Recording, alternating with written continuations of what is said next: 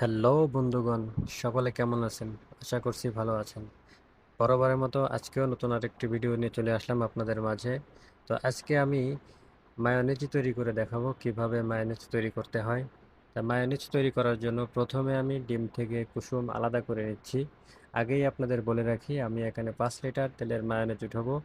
5 litre তেলের mayonnaise উঠানোর জন্য আমি এখানে 10 থেকে 15টা ডিমের কুসুম নিয়েছি, একটু সুগার নিয়েছি, মিল্ক নিয়েছি, ডিপ্লোমা মিল্ক নিয়েছি, আর একটু মাস্টার্ড পেস্ট নিচ্ছি আপনারা দেখছেন। তো মাস্টার্ড পেস্ট দেওয়া হলে এরপরে আমি দেখেন কিভাবে মায়োনিজটা উঠাইতে হয় আপনারা দেখতে থাকুন।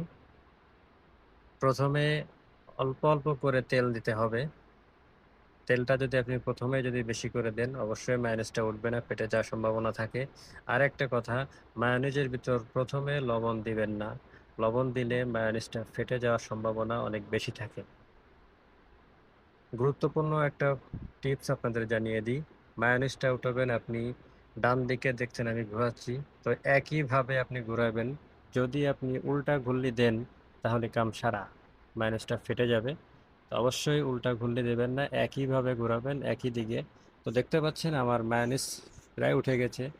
এখন একটু ভিনেগার দেব। ভিনেগার দিলে কাঁচা ডিমের কুসুমের যে গন্ধটা, এই গন্ধটা থাকবে না এবং মায়োনিজটার কালারটাও দেখেন সুন্দর হয়ে যাবে। আর মায়োনিজটা একদম পারফেক্ট ভাবে তৈরি হয়েছে। আপনারা দেখুন,